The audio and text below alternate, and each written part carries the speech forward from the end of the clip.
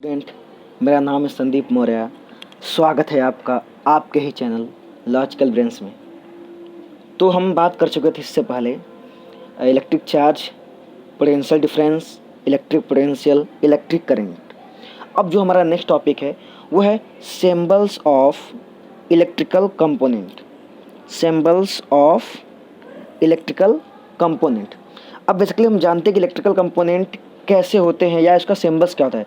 जैसे हम बैटरी को कैसे डिनोट करते हैं और सेल को कैसे डिनोट करते हैं, वायर कैसा होता है, इसके बाद अमीटर, वोल्ट मीटर, बैटरी हो गया, स्विचेस कैसे डिनोट किए जाते हैं, इलेक्ट्रिक बल्ब, ये सब चीज़ें बेसिकली जो सिंबल्स होते हैं वो कैसे रिप्रेजेंट किए जाते हैं इसको हम समझते हैं। ठीक है, तो जो सबसे पहला सिंबल होता है वो होता है सेल का। सेल, देखिए बेसिकली सेल को हम कैसे डिनोट करते हैं, इस टाइप से। ये जो बड़ा वाला इसको बोलते हैं प्लस, इसको छोटे लोग बोलते हैं माइनस। ये है सेल। सेल का ये सिंबल है, सेल का सिंबॉलिक डायग्राम है। क्लियर हो बात। अब बात करते हैं सेकेंड, बैटरीज की। बैटरी, ठीक है। अब होता क्या है, हम सेल दो या दो से ज़्यादा सेल्स, बैटरी बेसिकली क्या है, it is the combination of two or more sales. To or more sales, अगर हम दो या दो से ज़्यादा सेल्स को लगा दें तो क्या बन जाता है, बैटरी।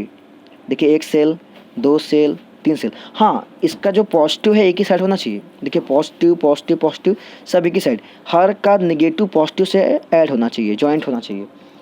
तो basically the combination of two or more sales, ये क्या हो जाता है, बैटरी। ठीक।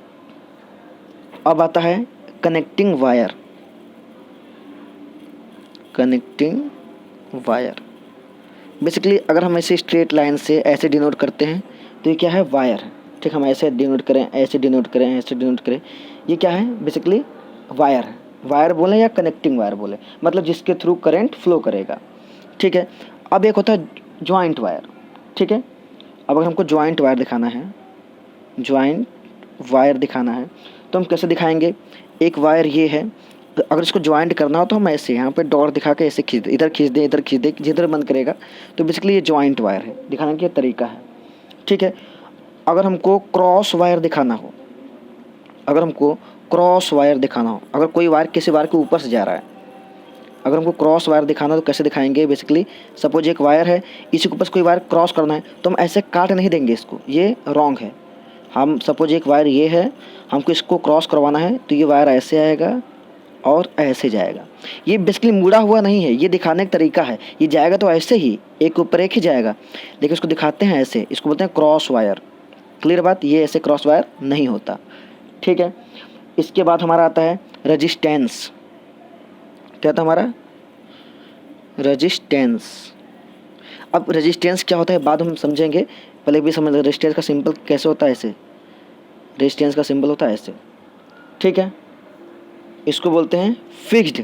ये क्या है, फिक्स्ड है, फिक्स्ड रजिस्टेंस। एक और रजिस्टेंस होता है जिसको बोलते हैं वेरिएबल। ठीक है, वेरिएबल रजिस्टेंस,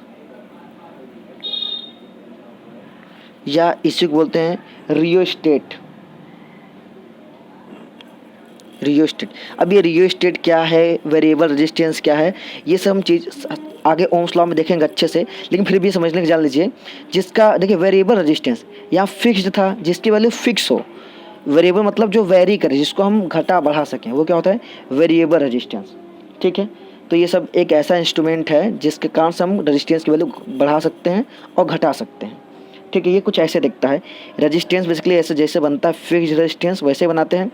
बस हम क्या करते हैं, इस पर ऐसे करके एरो को दिखा देते हैं, ऐसे एरो दिखा देते हैं, या फिर बहुत सारे बुक में ऐसे बना होता है रियोस्टेट का, रियोस्टेट या वेरिएबल रेजिस्टेंस ऐसे, इसको क्रॉस करके एरो बना देते हैं। एरो आप ऐसे बनाइए या क्रॉस करके एरो दिखा दीजिए। ठीक है, ये क्या है, वेरिएबल रेजिस्टेंस। अब हमारा नेक्स्ट क्या है, हमारा नेक्स्ट है अमीटर। अब जानते हैं अमीटर क्या होता है, एक ऐसा डिवाइस है जो इलेक्ट्रिक करंट को मेजर करता है। ठीक है, देखिए ऐसे, ये अमीटर का। इसके बाद वोल्ट मीटर, हम पहले पढ़ चुके थे इसको, होता है वोल्ट मीटर। वोल्ट मीटर भी सेम डायग्राम बनता है, बस वोल्ट मीटर वी होता है प्लस माइनस इसमें भी होता है, सेम कहानी है। ठीक है, इसके बाद हमारा आता है गैल्वेनोमीटर। गैल्वेनोमीटर ये भी एक ऐसा डिवाइस है इन्हीं की तरह जो क्या करता है, ये करंट, ये small amount of current measure करता है, स्मॉल अमाउंट ऑफ, या फिर ऐसा बोल सकते हैं कि सर्किट में करंट प्रेजेंट है या नहीं, सर्किट में करंट प्रेजेंट है या नहीं, उसको ये चेक करने का काम करता है। कौन सा? गैल्वेनोमीटर। ठीक है, हम आगे समझेंगे अच्छे से, इसको डायग्राम बना के समझेंगे। अभी फ़िलहाल के लिए आप जानते रहिए सर्किट डायग्राम। इसके बाद हमारा आता है स्विचेस, स्विच। ठीक है, बेसिकली जो स्विच होते हैं ये दो टाइप के होते हैं, एक होता है ओपन, एक होता है क्लोज। ओपन स्विच, देखिए स्विच का ये शॉर्ट फॉर्म है, ये होता है क्लोज। ठीक है, स्विच। ओपन स्विच को हम ऐसे दिखाते हैं इस टाइप से। देखिए मतलब कि अभी ये ज्वाइंट नहीं है, मतलब ओपन है, सर्किट पूरा नहीं हो रहा, मतलब ये ज्वाइंट होता तो क्लोज स्विच हो जाता। ये ओपन स्विच हम ऐसे दिखाएं या फिर ऐसे दिखा सकते हैं, ऐसे बहुत सारे बुक में ऐसे दिखा जाता है, इसको ओपन स्विच बोलते हैं। क्लोज स्विच किसको बोलते हैं? अब इसी को अगर हम ज्वाइंट कर दें तो क्लोज हो जाएगा, बहुत सिंपल है। अगर हम इसी को इस टाइप से ऐसे ज्वाइंट कर दें तो क्या हो जाएगा? क्लोज स्विच हो जाएगा। या फिर इसको हम ऐसे दिखाते हैं, देखिए अभी ये ओपन है, अगर हम इसमें एक डॉट दिखा देंगे तो ये क्या हो जाएगा? Close switch. क्लियर बात? इसके बाद आता है इलेक्ट्रिक बल्ब। इलेक्ट्रिक बल्ब, ठीक है, ये आपका 11th पॉइंट है, इलेक्ट्रिक बल्ब। अब इलेक्ट्रिक बल्ब को कैसे दिखाते हैं? बेसिकली इस टाइप से। ठीक है, ये इलेक्ट्रिक बल्ब है। या फिर बहुत लोग क्या करते हैं, इसको ऐसे दिखा देते हैं। ठीक है, आपको जो याद रहे उसको याद किए रहिएगा, वैसे हम लोग ज़्यादा इसको यूज करेंगे, बहुत सारे बुक में इसको भी यूज करता है, तो हम जानते रहेंगे। तो हमने यहाँ सीखा क्या, ये सब कुछ क्या है? Symbol of electrical component. ये सब कुछ इलेक्ट्रिकल कंपोनेंट है, सेल है, बैटरी है, कनेक्टिंग वायर है, जॉइंट वायर है, क्रॉस वायर है, रेजिस्टेंस है, रेजिस्टेंस, रियोस्टेट है, रियोस्टेट मतलब variable resistance, ammeter, volt meter, galvanometer, switches, electric bulb. ये सब अगर सर्किट डायग्राम हम बनाएंगे, अभी हम जानते हैं सर्किट क्या होता है, जब सर्किट डायग्राम बनाएंगे तो इन सब को सर्किट में हम रिप्रेजेंट करते हैं। तो ये सब हैं क्या? बेसिकली इलेक्ट्रिकल कंपोनेंट है। ठीक है, अब हम पढ़ते हैं कि सर्किट डायग्राम क्या होता है या इलेक्ट्रिकल सर्किट क्या होता है। अब समझते हैं कि इलेक्ट्रिक सर्किट क्या होता है। ठीक है, अब close and continuous conducting path. Electric circuit क्या होता है? A close and continuous conducting path. एक क्लोज और कंटिन्यूस कंडक्टिंग पाथ होता है जिसमें वायर्स होते हैं और अदर कंपोनेंट लगे होते हैं, जैसे electric bulb, switches, batteries etcetera, is known as electric circuit. मतलब एक ऐसा क्लोज और कंटिन्यूस पाथ जो एक वायर के थ्रू अटैच्ड हो, जिसमें बैटरी लगा हो और कुछ इलेक्ट्रिकल कंपोनेंट्स लगे हों। इसको डायग्राम से समझ सकते हैं। सपोज हमने क्या किया, एक बैटरी लगा दिया। ठीक है, बैटरी लगाने के बाद हमने यहाँ पे एक बल्ब लगा दिया, इलेक्ट्रिक बल्ब। इलेक्ट्रिक बल्ब का सिंबल आप हमको बता चुके हैं हम लोग। ठीक है, इसके बाद क्या करते हैं, हम आगे चलते हैं थोड़ा, यहाँ पे स्विचेस लगा देते हैं, ये क्लोज हो गया। ठीक है, स्विच क्लोज स्विचेस है। यहाँ पे मीटर भी लगा सकते हैं आपका मन करेगा तो। ठीक है, तो बेसिकली देखिए पाथ कैसा है, क्लोज, मतलब अगर करंट यहाँ से अगर जाएगा, ठीक है, तो बल्ब से पास होगा, बल्ब जल जाएगा। ठीक है, उसके बाद करंट यहाँ से पास हुआ, अमीटर से पास हुआ करंट, कितना एम्पियर है मीटर मेजर कर लिया। अगर सपोज यहाँ पे ओपन स्विच होता, ये स्विच ऐसे होता, ठीक है, तो ये बल्ब ना जलता, तो ये कंटिन्यूस पाथ ना होता। ठीक है, सर्किट क्या होता है? A close and continuous containing path या कंडक्टिंग पाथ। एक क्लोज और कंटिन्यूस पाथ होना चाहिए। अगर ये ओपन होता तो ये करंट फ्लो ना कर पाता, मतलब ये क्लोज ना रह जाता सर्किट। लेकिन यहाँ पर हमने डॉट दिखा दिया, मतलब सर्किट क्या है? क्लोज है, सर्किट ओपन नहीं है। तो देखिए ये क्लोज एंड कंटिन्यूस पाथ, ठीक है, जिसमें इलेक्ट्रिसिटी कंडक्ट कर रहा है, जिसमें कुछ कंपोनेंट लगे हों, जैसे बल्ब हो, स्विचेस हो, बैटरीज हो, तो ऐसे क्लोज और कंटिन्यूस पाथ को क्या बोलते हैं हम लोग? Electric circuits. बहुत सिंपल है, सादा। आपके एग्जाम में ऐसे क्वेश्चन बोल सकता है कि draw a circuit diagram having some electric bulbs, a meter, voltmeter, ठीक है, बैटरीज, स्विचेस, ऐसे करके कुछ बोल दिया तो ये याद रखिएगा कि हम सर्किट डायग्राम कैसे बनाते हैं, ऐसे बनाते हैं। हर एक चीज़ सीरीज में लगा है। अगर वोल्ट मीटर की बात करता तो मैं क्या करता, जिसके अक्रॉस वोल्ट मीटर लगाना होता हम हमेशा पैरेलल में लगाते हैं। सपोज बल्ब के अक्रॉस लगाना है तो वोल्ट मीटर को देखिए यहाँ पे पैरेलल में लगा देता है। ऐसे हमने बताया था कि वोल्ट मीटर को हमेशा क्या करते हैं, पैरेलली कनेक्ट करते हैं। समझ में आ रहा बात ना? देखिए वोल्ट मीटर को हमेशा पैरेलल में लगाते हैं, ऐसे प्लस और माइनस। ठीक है, आप लोग डेफिनेशन लिख लीजिएगा पहले, उसके बाद ये वाला चीज़ देखिएगा, इससे ये आपको कन्फ्यूजन नहीं होगा। ठीक है, कोई भी चीज़ लिखा करिए पहले डेफिनेशन लिख लिया करिए, उसके बाद समझा करिए। ठीक, क्लियर है बात? तो एक close and continuous conducting path को क्या बोलते हैं हम लोग? Electric circuit. बहुत सिंपल है। अब पढ़ते हैं जो मेरा नेक्स्ट टॉपिक है, बहुत बहुत वेरी वेरी इंपॉर्टेंट है, ओम्स लॉ। क्या है? Ohm's law. ध्यान से समझिएगा, एग्जाम टाइम में बहुत बार पूछता है, इस पे बेस्ड न्यूमेरिकल्स भी पूछते हैं, इसलिए समझिएगा ध्यान से। देखिए हमारा नेक्स्ट टॉपिक है ओम्स लॉ। बेसिकली ओम नाम के एक साइंटिस्ट थे जिन्होंने कुछ रिलेशन बताया था पोटेंशियल डिफरेंस या इलेक्ट्रिक पोटेंशियल और इलेक्ट्रिक करंट के बीच में। ठीक है, इलेक्ट्रिक करंट और पोटेंशियल के बीच में कुछ रिलेशन बताया था। तो इसे हम समझते हैं कैसे। ओम्स लॉ हम बाद में जानते हैं, पहले ये रिलेशन देखते हैं क्या कोई रिलेशन है electric potential and electric current के बीच में, क्या कोई रिलेशन होता है, इसको हम समझते हैं। तो एक हम आपको यहाँ पे कुछ मॉडल बना करके कुछ समझाना चाहते हैं। आप अगर इसे समझ लिए तो ओम्स लॉ समझ लिया आपने। ठीक है, तो बेसिकली ये एनसीईआरटी का फिगर है आपका, आपने एनसीईआरटी में दिया होगा, समझिएगा ध्यान से बात को। देखिए मेरे पास 4 बैटरीज हैं, 1 2 3 4।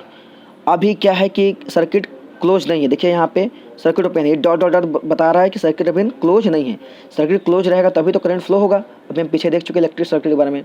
देखिए ये वोल्ट मीटर लगा हुआ है पैरेलल में इस रेजिस्टेंस के, अमीटर सीरीज में, स्विचेस लगा हुआ है और ये वायर है। मतलब कुल मिला के सर्किट डायग्राम है, बट अभी ये क्लोज नहीं है, तभी करंट फ्लो नहीं करेगा।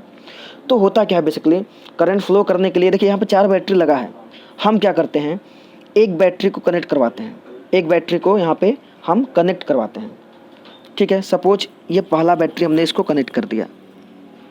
ठीक है, अब ये पाथ क्लोज बन गया कि नहीं? देखिए अगर यहाँ से करंट पोटेंशियल देखिए यहाँ पॉजिटिव करंट यहाँ से पास होगा अगर आई, ठीक है, तो ये देखिए करंट इसमें से पास होगा या पूरा जाएगा, मीटर मेजर करेगा इसको, स्विच भी आपका क्लोज है, करंट फ्लो होके मतलब सर्किट कंप्लीट है। अभी इन सब को हम कंसीडर नहीं करेंगे। ठीक है, अभी जो ये तीनों बैटरी से इनको कंसीडर नहीं करेंगे क्योंकि हमारा ये वायर किससे कनेक्ट है, केवल एक बैटरी से कनेक्ट है। ठीक है, तो सर्किट पूरा हो गया ना, मीन्स करंट बहेगा। सपोज हम अभी के लिए अगर मान लें, एकदम ध्यान से समझिए बात को। ठीक है, हम अगर अभी के लिए मान लें एक हम अगर डाटा टेबल बना लें पोटेंशियल और करंट का। ठीक है, तो हमने माना कि चलो इसका जो पोटेंशियल है ये 2 वोल्ट का है। ठीक है, इलेक्ट्रिक पोटेंशियल कितना है, बैटरी जो लगा हुआ है मेरा एक सेल जो लगा हुआ है ये 2 वोल्ट का है।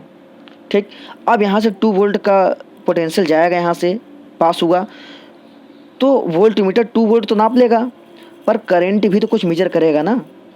ठीक है, तो इस सर्किट में जो करंट दिखा रहा है, जब हमने पोटेंशियल को 2 वोल्ट दिया था, ये पोटेंशियल वोल्ट में और करंट है एम्पियर में। ठीक है, जब हमने सर्किट को 2 वोल्ट का करंट दिया तो अमीटर मेजर मतलब करंट इसमें फ्लो होगा, तो अमीटर क्या रीडिंग कर रहा है, 1 एम्पियर। ठीक है, पोटेंशियल था 2 मीटर और करंट क्या मेजर कर रहा है, 1 एम्पियर। ठीक, बहुत आराम समझिए। अब जब हमने क्या किया, ये जो एक बैटरी था यहाँ से इसका कनेक्शन हटा दिया। अब ये कनेक्शन ये सेकेंड बैटरी के पास से लगा दिया हमने। अब मेरा सर्किट क्या हो गया, ध्यान समझिएगा। अब सर्किट मेरा यहाँ से चलेगा, ये 2 सेल्स मिलकर एक बैटरी बन गया। अब मेरा सर्किट ऐसे चल रहा है, फिर सेम कहानी पास हो रहा है, वोल्ट मीटर मेजर करेगा, मीटर मेजर करेगा। ऐसे ये सर्किट कहाँ ज्वाइंट हुआ है इसमें, मतलब अब मेरे सर्किट में 2 बैटरीज आ चुके हैं या 2 सेल्स आ चुके हैं। ठीक है बात, अब मेरा सर्किट कहाँ से हो गया, यहाँ से पूरा हो गया। सपोज ये भी 2 वोल्ट का था, हमने इसको आइडेंटिकल लिया है, सभी का वैल्यू सेम है। अब 2 वोल्ट ये भी है, तो टोटल पोटेंशियल कितना हो गया, 2 ये और 2 ये 4 वोल्ट। जब हमने पोटेंशियल को 4 वोल्ट किया तो हमने करंट को देखा मेजर करके, तो करंट 2 एम्पियर दिखा रहा था। ठीक है, वैसे ही हमने क्या किया, अब यहाँ से वायर हटा करके हमने वायर यहाँ पे ज्वाइंट कर दिया। अब इट मीन्स 3, अब इसको हटा दिया हमने, अब वायर को यहाँ जॉइन कर दिया, इसका मतलब 3 बैटरी अटैच कर दिया हमने। ये भी 2 वोल्ट का ही था, तो देखा जाए तो ये 2 वोल्ट का ये भी अगर रहे तो 2 + 2 + 2 6 वोल्ट। बैटरी कितना हो गया? 6 वोल्ट का। तो हम देखा मीटर में हमने मेजरमेंट देखा तो इसमें 3 एम्पियर दिखा रहा था। ऐसे चारों हमने लगा दिया, ठीक है। ऐसे हमने क्या किया, जब चारों बैटरी लगा दिया तो हमको यहाँ पे क्या दिख रहा था, जब हमने चारों बैटरी लगा दिया मीन्स 8 वोल्ट लगा दिया हमने, तो हमको करंट में यहाँ मेजर किया हमने, क्या दिख रहा था? 4 एम्पियर। आप कहेंगे सर आप ये अपने मन से कैसे लिख रहे हैं? ये एक एक्सपेरिमेंट करके दिखाया गया है, मतलब पाया गया एक्सपेरिमेंट में कि हम जैसे जैसे वोल्टेज को बढ़ा रहे हैं, पहले 2 था तो करंट 1 था, वोल्ट 4 हुआ तो करंट 2 हुआ, 2 एम्पियर। जब हमने पोटेंशियल को 3 ज्वाइन कर दिया, 3 बैटरी ज्वाइन कर दिया तो ये 3 एम्पियर हो गया, ठीक है। अब जब हमने पोटेंशियल को चारों लगा दिया मीन्स 8 वोल्ट लगा दिया तो करंट भी बढ़ गया। तो हम यहाँ देख क्या रहे हैं, हर बार देख रहे हैं कि V/I जो है ये क्या है? कांस्टेंट है। कैसा कांस्टेंट है? अगर रेशियो निकालें हम 2/1 निकालें, देखिए वोल्टेज बाय करंट का, तो 2 आ जाएगा। देखिए सेकेंड के लिए 4/2 ये भी 2 आ जाएगा, 6/3 ये भी 3 आ जाएगा, 8/4 सॉरी 6/3 2, 8/4 ये भी 2। हम देख रहे हैं कि जो इनका वैल्यू है वो कांस्टेंट आ रहा है। इट मीन्स जैसे जैसे हम पोटेंशियल को बढ़ा रहे हैं वैसे वैसे करंट भी बढ़ रहा है, ठीक है। जैसे हमने पोटेंशियल बढ़ाया वैसे वैसे करंट भी बढ़ा, लेकिन उनका रेशियो क्या है? ये कांस्टेंट है। तो हमें एक बात समझ में आया कि जो इलेक्ट्रिक करंट जो इसमें फ्लो हो रहा है, जो इलेक्ट्रिक करंट अमीटर में फ्लो हो रहा है वो डायरेक्टली प्रोपोर्शनल है। किसके? इलेक्ट्रिक पोटेंशियल के। मीन्स अगर हम पोटेंशियल बढ़ा रहे हैं तो करंट बढ़ रहा है। देखिए अगर पोटेंशियल न बढ़ाते हैं, पोटेंशियल कम करते हैं तो करंट भी कम होता। अगर किसी एक चीज़ को बढ़ाने पर दूसरा भी वेरिएबल बढ़ रहा है, किसी एक चीज़ को बढ़ाने पर दूसरा भी अगर बढ़े तो वैसे रिलेशन बोलते हैं डायरेक्ट रिलेशन, डायरेक्ट रिलेशन या डायरेक्ट प्रोपोर्शनल। आप लोग मैथ में पढ़े होंगे डायरेक्ट और इनवर्स प्रोपोर्शन। तो हमने देखा वोल्टेज को जैसे जैसे मैं बढ़ा रहा हूँ सेम रेशियो में, देखिए रेशियो इनका सेम है बिल्कुल 1/2, ये 2/1 2/1 2/1 काटेंगे तो मतलब 2 2 2 2, इनका रेशियो भी सेम है। जिस रेशियो में हम वोल्टेज को बढ़ा रहे हैं उसी रेशियो में करंट भी बढ़ रहा है। तो मतलब वोल्टेज और करंट का रेशियो क्या है? कांस्टेंट है। तो हम बोल सकते हैं कि जो इलेक्ट्रिक करंट है वो डायरेक्टली प्रोपोर्शनल है किसके? वोल्टेज के। जो इलेक्ट्रिक करंट है वो डायरेक्टली प्रोपोर्शनल किसके? वोल्टेज के, ठीक है। तो बस यही ओम्स लॉ बोलता है, बहुत सिंपल, एकदम वेरी सिंपल, ठीक है। बस यही ओम्स लॉ बोलता है कि किसी भी कंडक्टर में जो इलेक्ट्रिक करंट फ्लो कर रहा है, जो इलेक्ट्रिक करंट फ्लो कर रहा है वो किस पे डिपेंड करता है? उसके पोटेंशियल पे।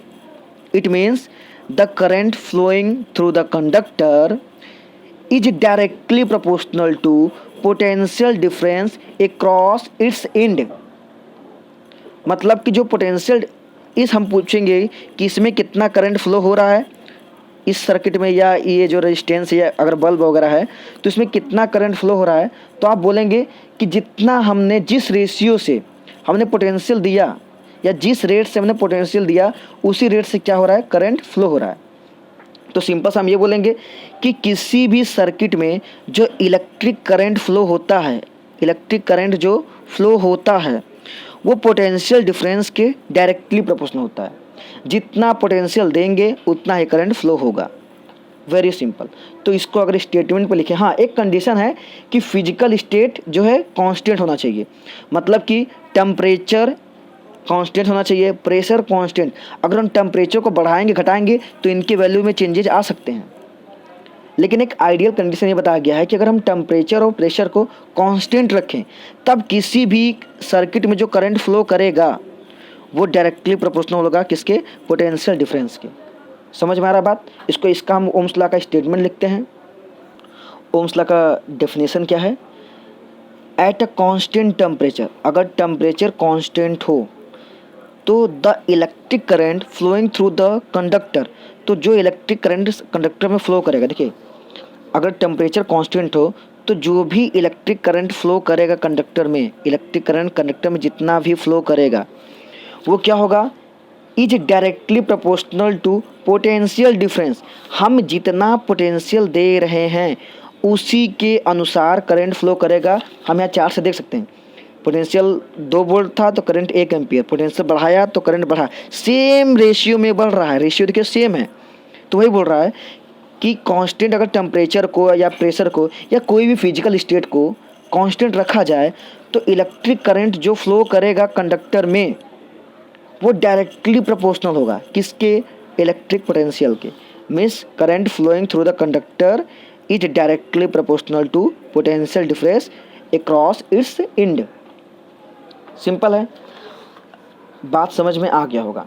अब बात करते हैं कि जो इलेक्ट्रिक करंट है ये डायरेक्टली प्रोपोर्शनल किसके, पोटेंशियल डिफरेंस के। ठीक है, बस यही ओम्स लॉ बोलता है, ओम्स लॉ बस इतना ही है।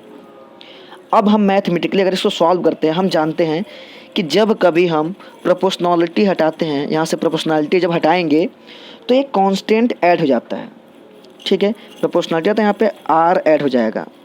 ये आर क्या है, where R is some constant. अब आर को क्या बोलते हैं, आर इज नोन एज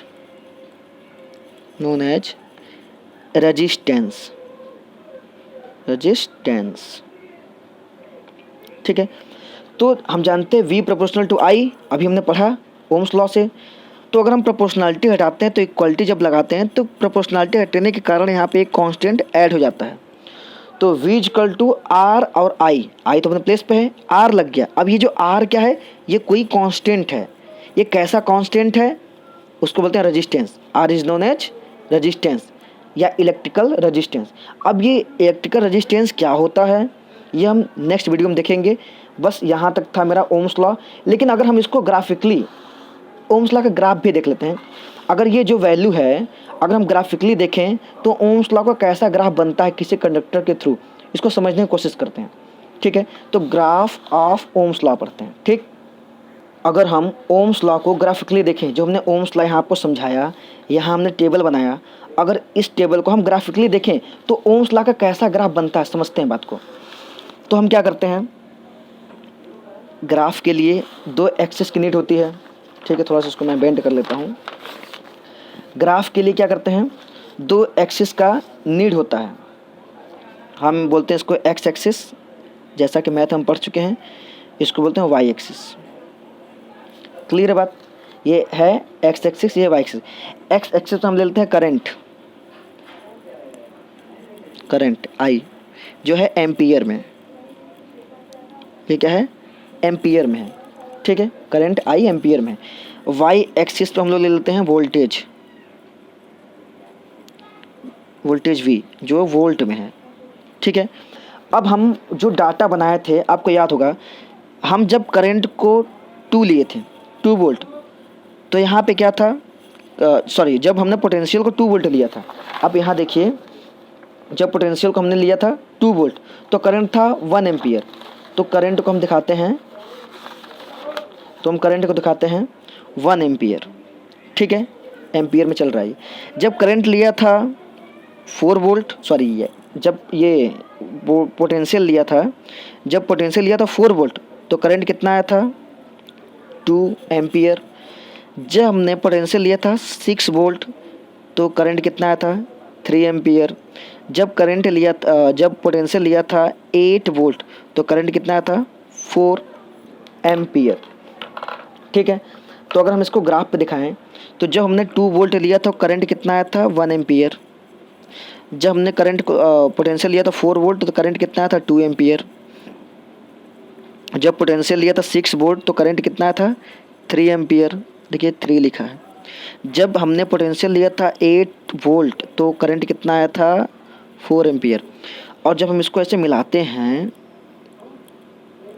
ठीक है, तो ये बिल्कुल स्ट्रेट लाइन आता है। जिसको मिलाते हैं बिल्कुल स्ट्रेट लाइन आता है। तो हम यहाँ से देखते हैं कि जो ओम्स लॉ का ग्राफ होता है बिल्कुल स्ट्रेट लाइन होता है। स्ट्रेट लाइन क्यों होता है, ऐसा भी इसका रीज़न देखिए, क्योंकि जो इलेक्ट्रिक करंट है वो डायरेक्टली प्रोपोर्शनल है। अगर सेम रेशियो कांस्टेंट था उसका, ठीक है, V/I का रेशियो क्या था, कांस्टेंट था। तो हम देख रहे हैं कि कांस्टेंट होने का ही मतलब है कि जो ग्राफ रहेगा स्ट्रेट लाइन ही बनेगा, ठीक है। तो ओम्स लॉ ग्राफ कैसा बनता है, स्ट्रेट लाइन, लीनियर है ये कैसा है, लीनियर। जैसे y इक्वल टू 3x का ग्राफ बनाएं तो ये भी क्या बनता है, बिल्कुल स्ट्रेट लाइन बनता है, ठीक है। उसी तरीके से v प्रोपोर्शनल टू i का ग्राफ भी कैसा बनता है, स्ट्रेट लाइन। स्ट्रेट लाइन क्यों बनता है, उसका कारण क्या है समझिएगा ध्यान से, क्योंकि ये डायरेक्टली प्रोपोर्शनल है, डायरेक्ट रिलेशन में है, और ये क्या है, लीनियर है। क्या है, लीनियर है। लीनियर मीन्स कि देखिए इसका भी पावर 1 है, इसका भी पावर 1 है। अगर यही क्वाड्रेटिक होता तो ये ग्राफ ऐसा बनता, इस टाइप से, एक्स स्क्वायर। देखिए अगर क्वाड्रेटिक होता तो बेसिकली मैथ की चीज़ें हैं, अभी के लिए आप क्लास 10th लेवल के लिए इतना बस समझिए कि डायरेक्टली प्रोपोर्शनल होने के कारण, या रेशियो सेम होने के कारण, या लीनियर रिलेशन होने के कारण जो ग्राफ है ओम्स लॉ का, ये कैसा बनता है, स्ट्रेट लाइन। क्लियर बात। देखिए आपको हल्का टेढ़ा लग रहा है लेकिन बिल्कुल स्ट्रेट लाइन जाएगा आप स्केल से बनाएंगे तो, ठीक है। तो ये था ओम्स लॉ का ग्राफ। ये स्ट्रेट लाइन क्यों बना, क्योंकि रेशियो इसका क्या था, हमने जब रेशियो निकाला था तो कांस्टेंट था 2:2। देखिए v by I, V by I, V by, क्या है, कांस्टेंट है। तो सिंपल से ये था ओम्स लॉ और ये था ओम्स लॉ का ग्राफ। आप वीडियोस को पॉज करके अच्छे से रिवाइंड उसको पीछे करिए, अच्छे से एक एक कंसेप्ट समझिए, ठीक है। कोई भी अगर डाउट होता है दोबारा पूछिए, मैं दोबारा बताऊँगा। तो हैव अ नाइस डे। अच्छे सीखें, लर्न करें, जो भी चीज़ें समझ में ना आए उसको बार बार पूछिए हमसे, समझिए, ठीक है। Thank you so much.